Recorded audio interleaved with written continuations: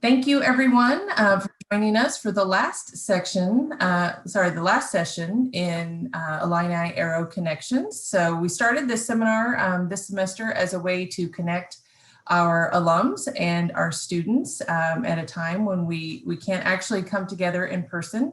And we're hoping to address some topics that aren't necessarily covered in the classroom by professors. So tonight we'll be talking about mentorship and networking.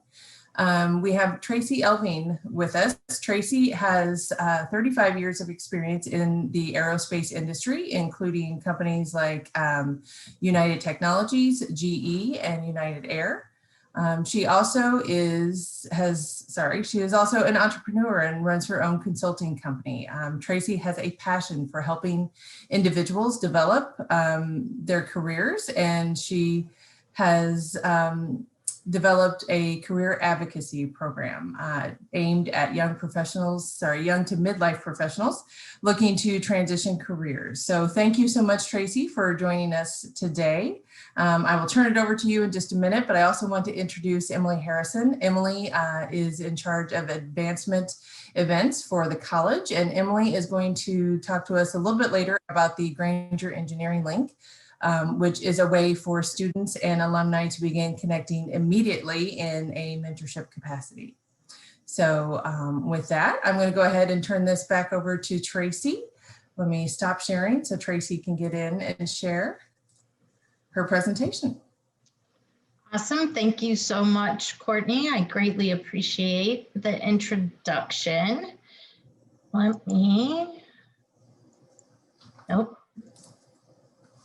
we go. Okay. Hang on.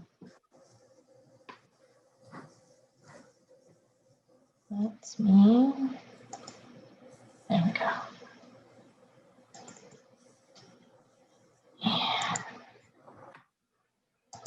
Yeah. Okay. So Courtney, as I said, thanks for the introduction. I greatly appreciate it. As Courtney said, I graduated quite a while ago. I almost hate to admit that that was 35 years ago. From that perspective, I've worked in aerospace, building airplanes and jet engines my whole career. And ultimately, I went on to be a vice president and corporate officer for United Airlines in the maintenance area. Ultimately, I had about 3,000 folks and $1.5 billion worth of responsibility.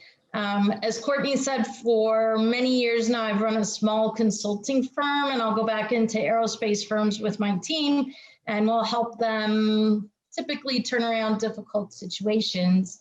As Courtney indicated, I have a real passion around really giving back and helping people achieve what they'd like to do in their career. So I've spent the last couple of years working with typically soon to graduate seniors up through typically 10 to 15 years out in the workforce. Folks really help in terms of defining what they'd like to do. And so today we're going to talk about a couple different topics. The first, we're going to talk about mentoring. And so we'll talk a little bit about, so how do you go find mentors? Who should be your mentors? Should you have a mentor? So we're going to talk about that first, and then we'll talk about networking. If someone has a question along the way, feel free to ask, and we'll go forward from there. Okay. So what's the definition of a mentor? Well, you can see according to Merriam-Webster, a trusted counselor or guide.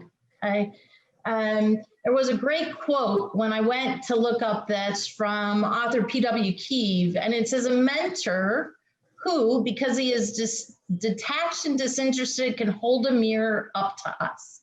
So it's really someone who we trust and respect, but who's going to ask us those tough questions, really be able to help us, whether professionally or personally, to go get some input, some different views, and some advice as we go forward.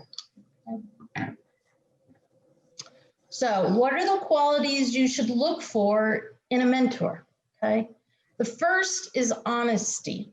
Someone who you respect, who's going to tell you kind of what I like to call the unvarnished truth, whether we always want to hear what they have to tell us or not, that they're going to really help you in terms of identify your strengths, what you're really good at, and how to leverage those, and in turn kind of give you some insight as to what opportunities for improvement you may have, and suggestions about how you might achieve some of those things.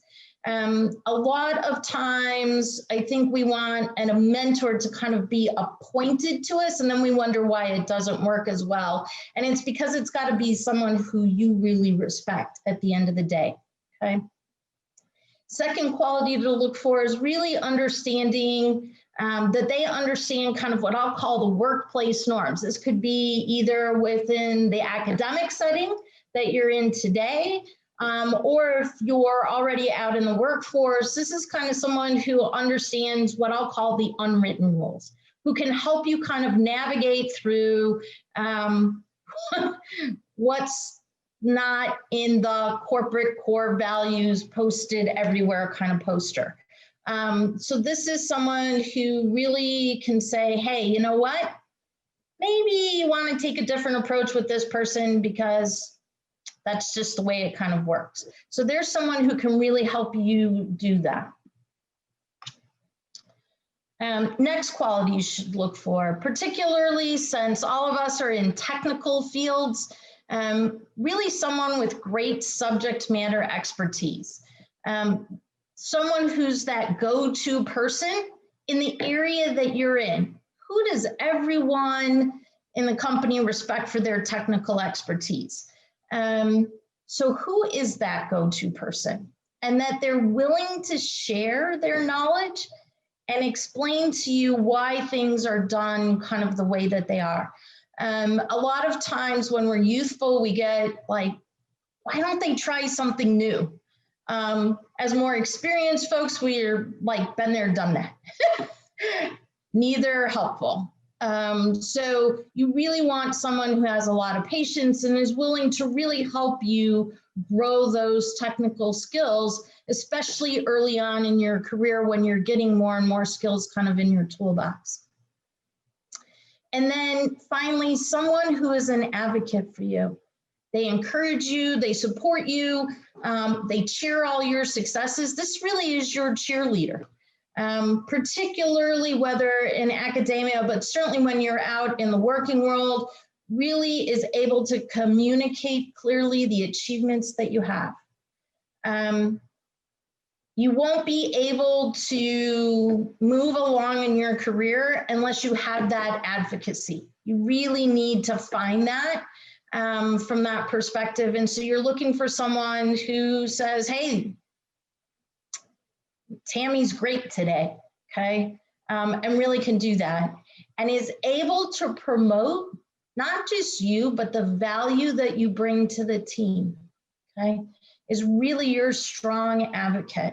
I had this very early on in my career. It actually was a man who was kind of 2 levels above me. And he thought I had fire kind of in my belly. And he took me under his wing. And he was fabulous in promoting me, really giving me a lot of feedback and encouragement. Not all of it things that I wanted to hear. So I'll be honest with all of you. He used to tell me I was really smart, but when I was dumb, I was really dumb. And I'd be like, wow, thank you. But he would always explain why. And he helped me really grow and learn. And that, in retrospect, at the time, I don't know that I was always appreciative, but in retrospect, it was great because he helps me build a really great foundation in the workplace.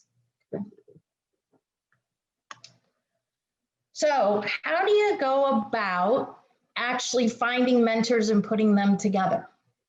The first is mentorship isn't just one person. It really is what I like to call a board. It's like putting your personal board together. that's going to help you and advise you. So what's the function of that board? It's really to ask you tough questions. Is this really right? Why do you think this? You know, have you considered? So that they're really not just saying yes to what you already think.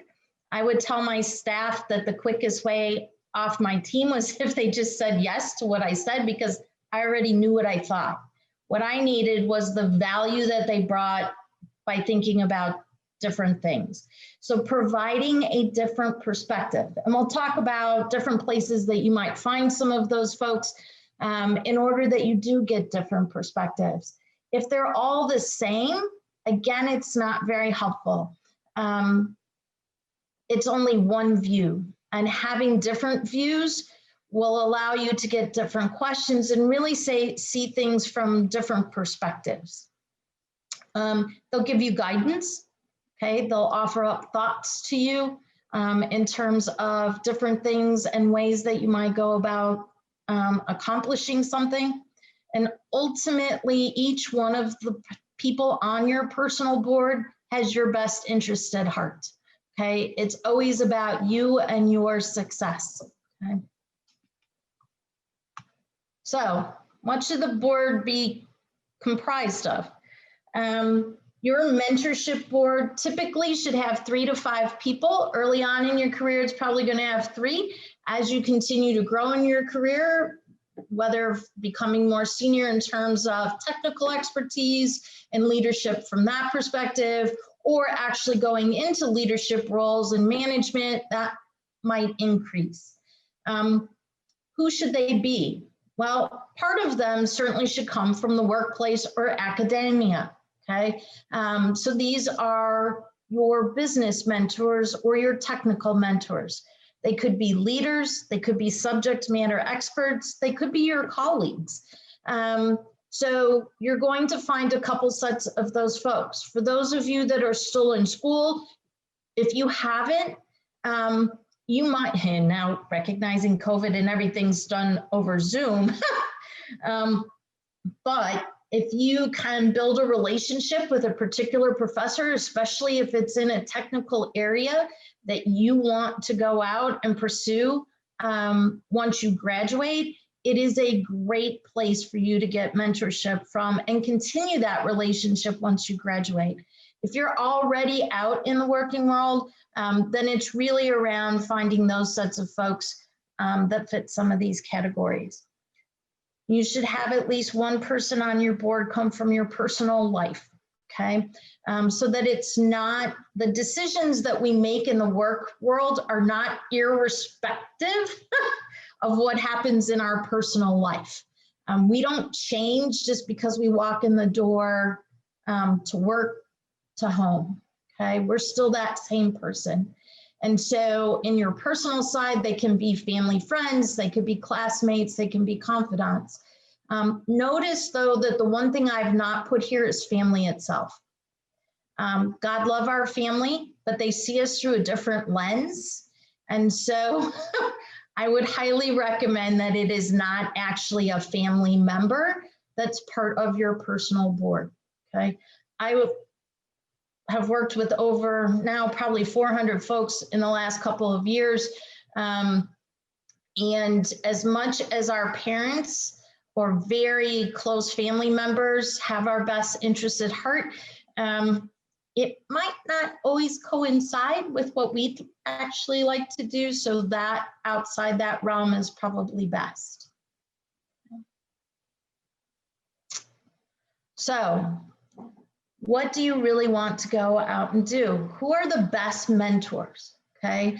I will get asked a lot, or one of the questions that people will want to know is, do you have a formal mentoring program? I would suggest to you that those are not the most effective mentors because they may or may not align with you and your core value set. So the best mentors are those that you trust and respect. So that says that that relationship is probably going to develop over a little bit of time. It's not assigned. How do you go find them? Set up half-hour meetings with those people that you want to get to know. Go seek out the conversations yourself. Too many times, especially when we're youthful, we kind of want it to come to us. We might be a little more hesitant, but I think what you will find is when you are kind of bold and you take the opportunity to go set up meetings, most people are actually going to take the time.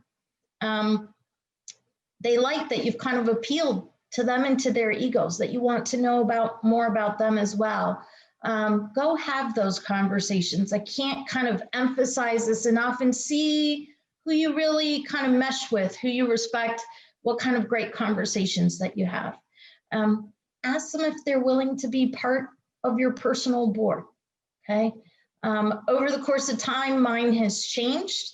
As people come and go, different phases of my life and my career. And so ask them if they're willing to be part of your board. I think you'll be amazed how willing and how generous people are with their time and expertise. And then always make certain that you're generous back with your thanks and appreciation for their counsel. Too many times I think we kind of forget to say thank you on both sides of the equation.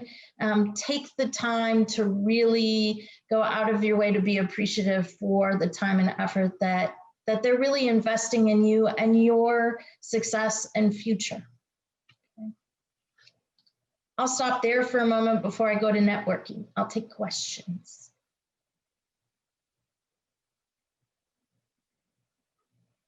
Nothing, quiet. Not had food yet, too much. Okay. Okay, well, let's transition then to networking and talk about this.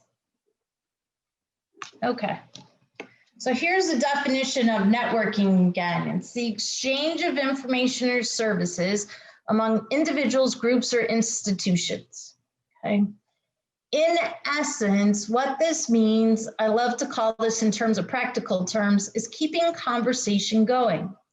As many of you are aware, success depends on being able to network, okay? Talk to individuals that you've never met, that you don't know. So it's always about having that next conversation. Pre-COVID, 70 to 80% of all jobs at all levels, that includes graduating seniors, are gotten via networking. Okay. When I got my first job out of college, I went to work for Rockwell Collins, which ultimately became part of Boeing. And the way that I got that job was I sat as an officer on AIAA, and we had a speaker who came in from Rockwell Collins to speak at our meeting. There were 6 officers, and he offered all 6 of us a job that night because we went to dinner with him. So we didn't do it via the formal interview process that some of you either will go through, are going through, or have gone through. So you want to network. You want to keep talking to people. It's a great way to find exactly what you're looking for. So how do you go about it? Okay. Right now we're in virtual networking land post-COVID. Someday I hold hope that we'll actually not be in just virtual networking. So the first thing is that you really need, as you're networking and deciding how am I going to go about finding that next opportunity, you need to have a job search strategy, okay? What many of us do is we kind of sit down at our computer terminal and we start firing off resumes, and we kind of don't hear back. And the reason for that, of course, is because 70 to 80% of all jobs happen via networking. Currently with COVID, probably 9 out of 10. So you really need to have a strategy to know what you want to go after it. So you need to kind of identify the type of position that you're targeting. Do you want to be a design engineer? Are you looking to be an analyst? Do you want to be a test engineer? Are you looking to go into operations? What phase of engineering, what are you really looking to do? Okay, so that's the first thing, because the first question when someone who's come to campus wants to know is, so what do you want to do? You need to know what it is you want out of that. Probably telling them just a job is not going to be the most effective strategy. So know what you want. It's okay, identify it. Then you're going to want to know, so, okay, now I know kind of what type of role I'd like. Where would I like it to be? There are different things to consider. So what are some of the targeted industries you might look at? So there's original equipment manufacturers. These are the Boeings and the Lockheed Martins, the Pratts and the General Electrics, those that you're all familiar with. There are what are called systems houses. So these are typically called tier 1, and you'll hear them called that. These would be the Collins Aerospaces. These would be the Eatons, the Parkers of the world. So these are further down. You have systems houses. It could be a commercial entity, so you want to be on commercial aerospace. It could be on the defense side. It could be in space. And these days, cyber. So there's a wealth of different things for you to consider as you look at, well, where would you like to really go concentrate that? Where do you want to go spend your time, which is precious? Where do you want to go spend that time to really go network? Okay. And of course, these are some of the companies that correspond with some of those things, those types of industries that we spoke about. Okay. So how do you go about it? Particularly for those that are still on campus, again, virtual can be very difficult. I hear time slots fill up extremely quickly. They kind of get taken super fast. So there are other ways to reach out, and LinkedIn is a tool that industry utilizes, all industry utilizes as kind of that professional network, okay? It was established to really be able to do some of the things that we're talking about. So once you know the companies or organizations that you want to go target first to begin to work for, you're gonna have to reach out to a minimum of 10 people in each one of those targeted orgs. You're not gonna hear back from all 10, okay? You have to kind of have a lot of perseverance in terms of this. So who are the types of folks you're gonna reach out to? They can be in human resources, folks that typically say talent management, they might say talent acquisition, they could have recruiting titles. These are the folks responsible, okay, to hire. It could be technical folks, okay? So let's say that you want to go work in structural analysis.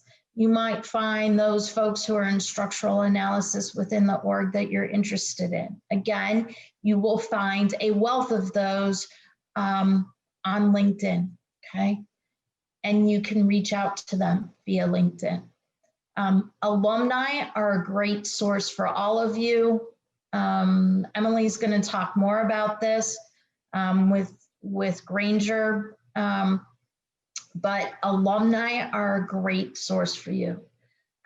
Don't hesitate to reach out to alumni. Most of us are very happy to help share our experiences. So alumni are a great way to do that.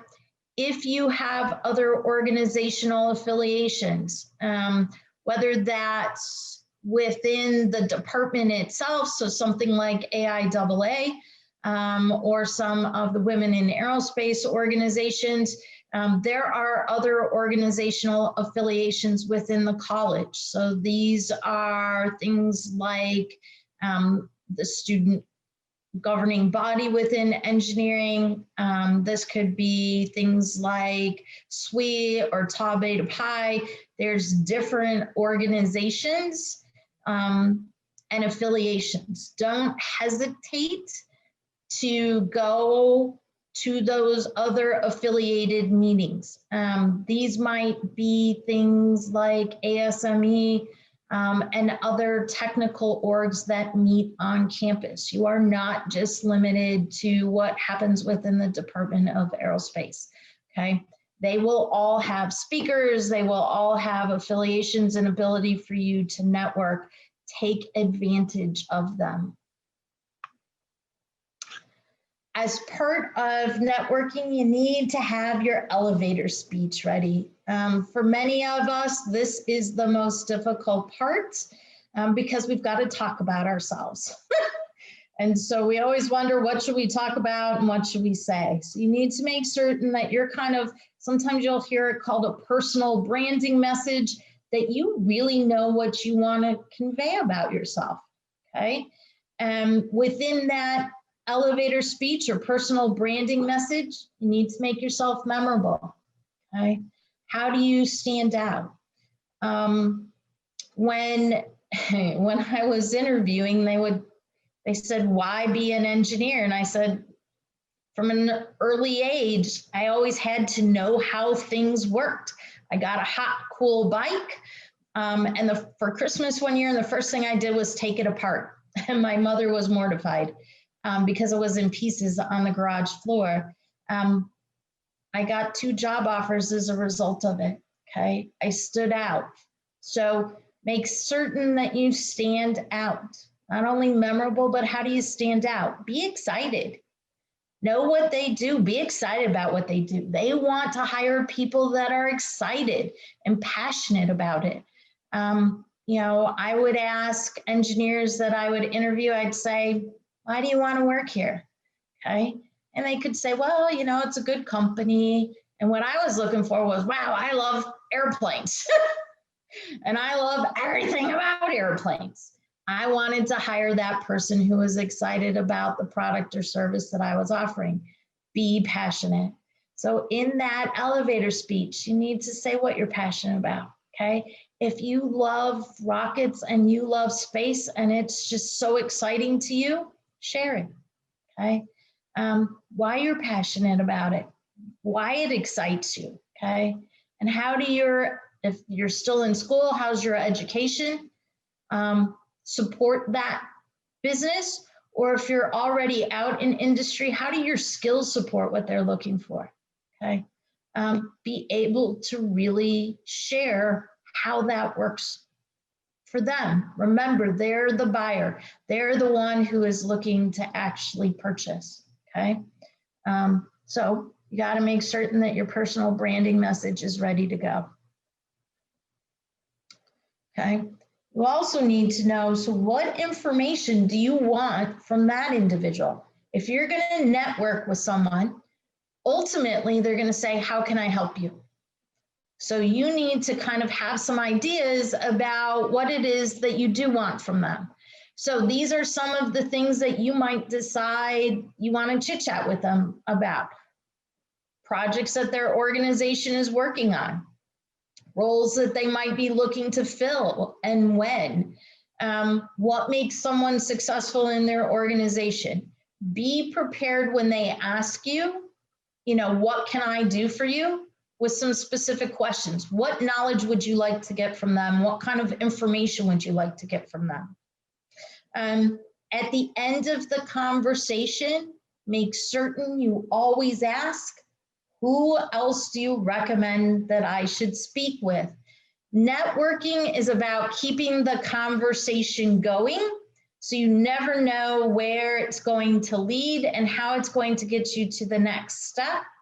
So you always want to ask at the end of any conversation you have, who else do you recommend I should speak with?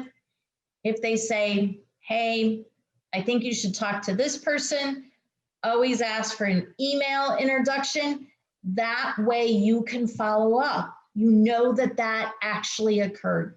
Otherwise, a lot of people say, oh yeah, I'll go talk to so-and-so. And it never happens or you don't have any way to follow up. So always make certain that you get that email introduction. That way you can follow up. So I cannot emphasize enough that networking is key to finding what's right for you. Okay. Appreciating that most of us just want a job. That's great. I work with a lot of folks who took a job and then a couple years later go, wow, I didn't take the right job. Now what do I do? So as much as you can, network, find out what people do, have conversations. It's okay to decide what's right for you, okay? So you have to be bold. I don't want to discourage anyone, but a lot of particularly networking around job seeking, a lot of times what you hear is no. So you have to be persistent. You kind of have to keep going and you have to be bold and persistent. You need to be authentic. Too many times it's almost like we read from some leadership textbook that we're supposed to use all these buzzwords. Believe it or not, what happens on the other side of that conversation doesn't come across as authentic. Be yourself, okay? Be enthusiastic about engineering and the technical side and why you love it. That's what they're hiring, is that excitement, okay? So be authentic, okay? They really want to hire someone who wants to be an engineer, okay? So be authentic, okay? And the last note that I have here, and I'll ask this and hopefully someone will actually come off. By definition, if you don't ask a question, what's the answer? No. No. So for all of you who kind of get concerned about, should I, shouldn't I, oh my gosh, if you don't ask, they've already told you no. So don't hesitate to ask. I think you'll be amazed how helpful people really are and are willing to take the time to be helpful. Okay, questions that I can answer. I have a question about the personal board. Is there a time frame in which you recommend people put one together? So I recently transitioned out of a career and into a new one, and it wasn't really anything I had thought about, but I had sort of gathered my personal board during that transition, just trying to make sure I was on the right track and networking and trying to figure out what jobs were open at the university. But for somebody, someone else who's not looking to transition, who's got the job with Boeing or wherever, is there a certain amount of time frame? Like, do you need to be aggressive and go get that board put together in a week, or how does that develop? So it's a great question, Courtney. I think sometimes it will develop over time.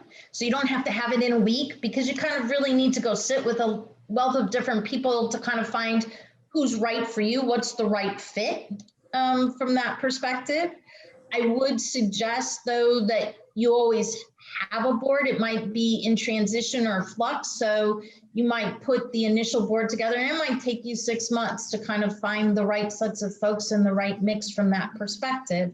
And then over time, someone might drop off and someone else comes on from that perspective. So you don't have to do it in a week. It's probably much more of a living kind of board from that perspective. I think, well, how long has he been on my board? Probably the longest for me, so all of you, I graduated in '85, so that's 35 years ago, and probably within my personal board, I have the person who's been with me the longest is 22 years. Okay. Otherwise, it kind of comes and goes from that perspective. I would tend to tell you that we tend to rely on our boards most when we're making transitions. But I would suggest to you throughout your career, when you're in that job, in some respects, it can actually be more beneficial to you as you kind of are navigating through that role as well. Okay. Other questions? Tracy, yeah, Bob here. I used to work for Boeing. You probably worked on some of my airplanes. So I was asked to be a mentor to a fellow there at Boeing, and it worked well for a while. And then I just stopped hearing from him. He just kind of disappeared. I was busy. I didn't really have time, so I just let it go. And you have any comments on the care and feeding of a mentor relationship, keeping it alive? It's a great question, Bob. So from the standpoint of if you're the one being mentored, I always looked at that as my responsibility to kind of take initiative for the relationship. Mm-hmm. So for all of you who are young, and Bob's talking about, so he was mentoring someone and just kind of stopped. Mm-hmm. Mentors can be powerful people, and just stopping might not be what you want. So you have to own that relationship. So as the mentee, you own the relationship. And mm-hmm. what I highly recommend is that you set up on your mentor's calendars a recurring meeting. Mm. And you can decide how often that is with your mentor, okay, or group of mentors. Early on in your career, I would tell you that's once a month, because the learning that you're going through is huge, okay? And so even if it's just meeting for 15 to 30 minutes to say, hi, how are you? Mm-hmm. Coffee, it will be invaluable. But you have the onus, because you're the one who's looking for something. The person who's doing the mentoring, that's not their responsibility, it's yours. Okay, because I was the mentor. So when I stopped hearing from this guy, there was a couple little emails and like, okay, I'll get back to you. And it just kind of died on the vine. So I guess he didn't want to carry it on, was my feeling, right, for whatever reason. And if for some reason you decide as the mentee, the person being mentored, not to carry on, mm-hmm. let your mentor know. Yes. Especially if they're in leadership, because what you're doing is leaving can be a really poor impression. Mm-hmm. And so the conversation that they have about you behind closed doors when they're determining pay raises, promotions is, wow, this person didn't follow through. Okay. So just know that you own that relationship, and sit down with that person, ask them if they want to be a mentor, and then say, okay, how often should we meet? Okay. Absolutely. It's a great question. Others?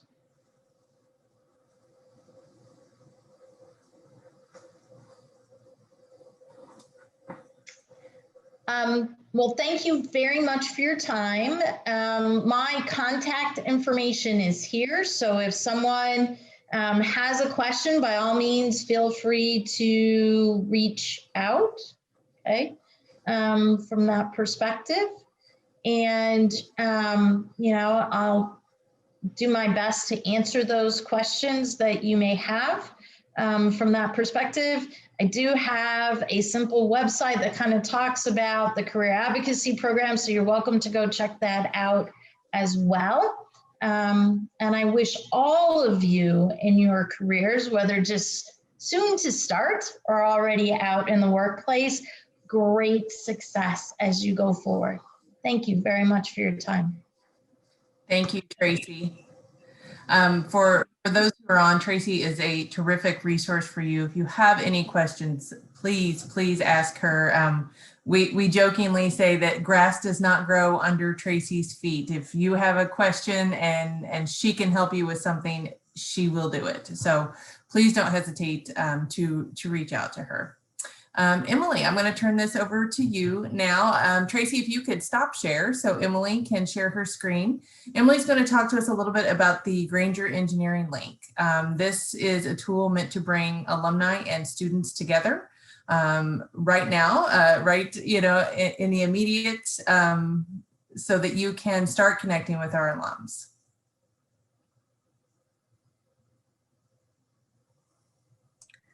Awesome. Thanks so much, Courtney. So yeah, I'm going to be talking to you guys about Grainger Engineering Link.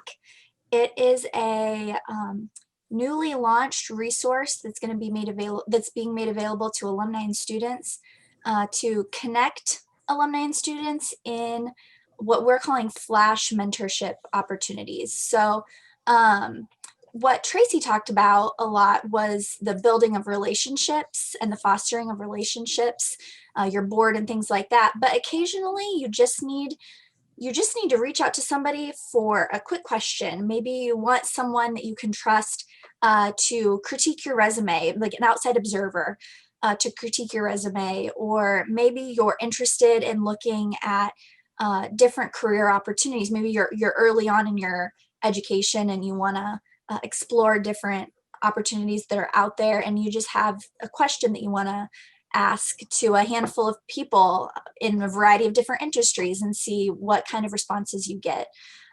So this is a great resource for those kinds of flash mentoring kinds of questions. So both students and alums have access to this already right now, and can go to the website to register, and I'll provide all this information, and Courtney has all this information. So in the follow-up from this event, she can send you all the correct links so you go to the right places.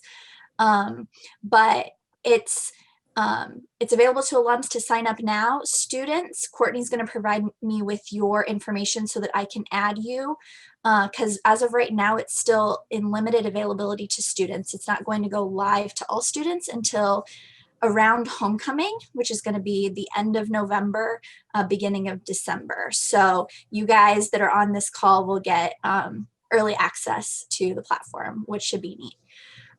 If you guys could just take a quick minute, can I have anybody who's on here go and pop in the chat and say if you're an alum or student, and that'll help me determine where I should focus in just showing you guys the brief demo of the platform.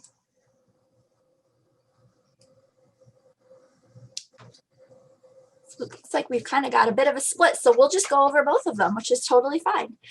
So right now, my shared screen, you can see I'm on the student page. It's not anything super fancy, but it does get the job done. So when you sign up as a student, you are given a quiz that actually, it has it right here, this matching quiz. So this is just a test account, kind of a dummy account that I have as an admin on the site.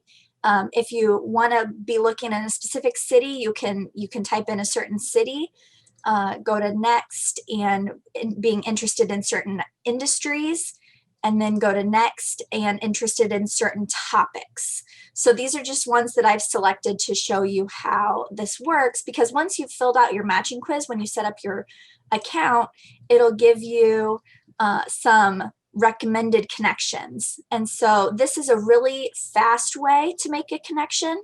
You can bookmark people very easily. They'll show up in your recent bookmarks.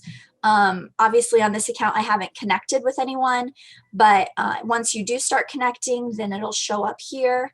And it'll, remind you if you need to respond to someone. Very handy that way. If you don't want to use the recommended connections, or maybe you have a variety of interests, you can use the explore the community function, which allows you to do a lot more filtering. So you can filter by location, by majors, by industries, all sorts of things like that. And it'll give you a little green icon if the alum is online, so you can reach out to them quickly. When you click someone's profile, it gives you a lot more information. So in a lot of ways, it's like LinkedIn, because when you set up your account, you can sync your profile with LinkedIn, so it can pull all of your information from there, which makes setting up your account super easy. So you can see all of their information and their past experiences. If you decide this is somebody you want to message, you just click message Pam, and it gives you some brief information on the side, but then it also allows you to connect just from your message straight away. It does provide a few templates. I highly, highly, highly recommend personalizing them, making them as much yours as possible. Some of these alums are receiving several messages that look nearly identical because people don't want to take the time to edit the templates. And so taking the time to make them personal and make them yours makes a huge difference in the response rates that you get, but then also just letting the alums know that you really are interested in hearing what they have to say, and you're taking the time really to reach out to them and make it unique and make it personal. You message back and forth through this little messages feature, and I just sent a message to another staff member who was on the platform, so this was just the brief messaging back and forth here. But one thing I do want to point out is this schedule a meeting feature. So Grainger Engineering Link has a built-in video and phone chatting capabilities. So you don't need to be sending your personal phone number or your personal Zoom account information or anything to the alum or to the student or vice versa. You can use that schedule a meeting function and send the time and date that you want to meet, and then it provides you with the call-in information directly within your meeting, within your messages back and forth. So highly recommend this because it's a privacy thing. We want you guys to be able to take to have your privacy and not be worried that information, is out there, maybe getting into the wrong hands. So highly recommend utilizing this feature. In addition to the security of it, it also lets us as administrators know that meetings are being followed up on, so we can see trends in how people are using the platform and making sure that people are actually utilizing meetings and responding in a timely fashion and things like that. So you can set the schedule a meeting from there. Or you might have noticed it actually showed up on the on that message screen right there where it said request a meeting. So you can do it straight from there as well. The nice thing about sending messages back and forth is that when you receive a message, you actually receive it to your email, which is very handy because not only is it in the messaging hub, I guess, as part of the platform, you also receive an email, and you can respond directly from your email and it will send it back into the platform. So it'll show up in that messaging string, but it's an easy way to message back and forth just from the comfort and the ease of your own email. The important thing to note there, though, is that you cannot use that schedule a meeting function from your email. So when you get to the point where maybe you've messaged back and forth with someone several times and you want to schedule a meeting, you have to come back into Grainger Engineering Link and schedule the meeting directly through the platform in order to utilize those capabilities.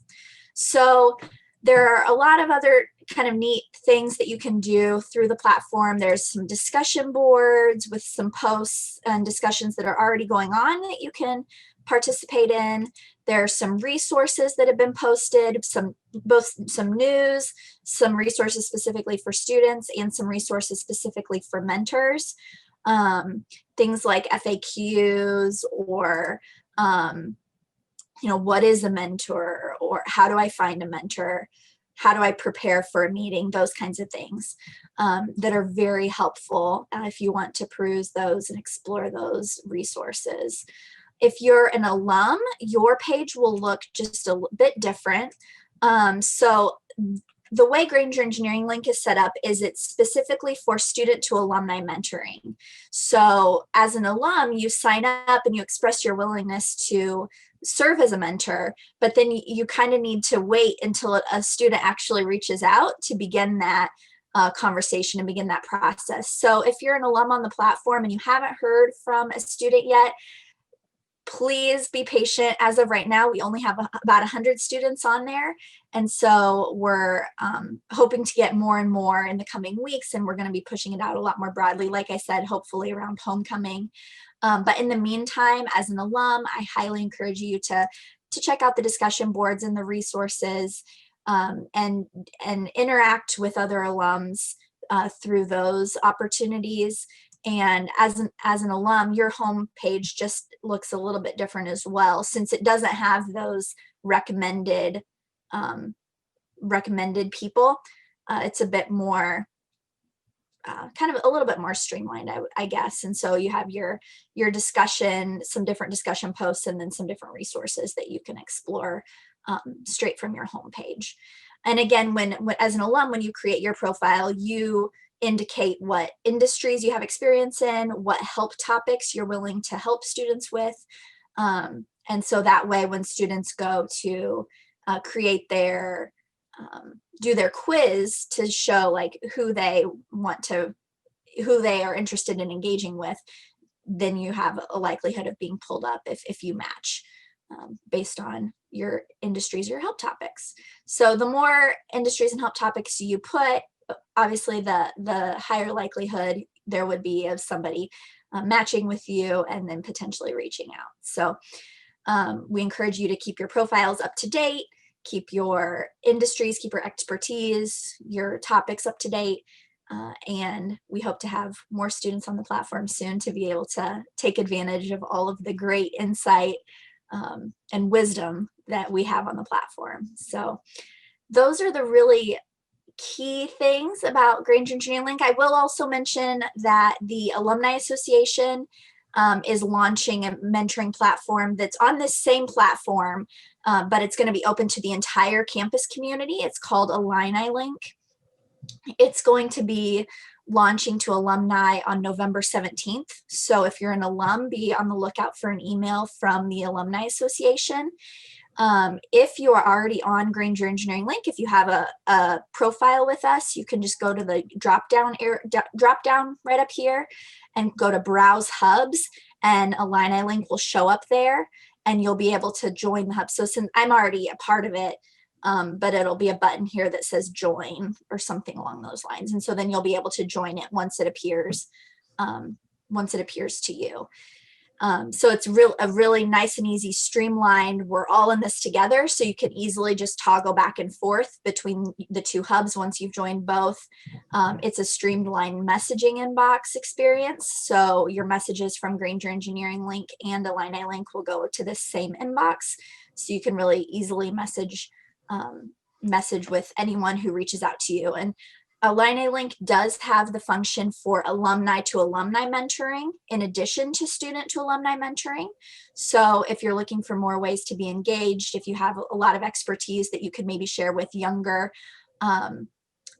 alums who maybe are interested in looking into a different career path or something like that, you can make yourself available to be a resource for alums in addition to students.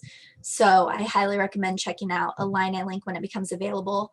Also for students, Illini Link is looking to become available around homecoming. So I can give you access to Granger Engineering Link right now if you're on this seminar, but you won't be able to get access to to Illini Link until it becomes more broadly available at homecoming.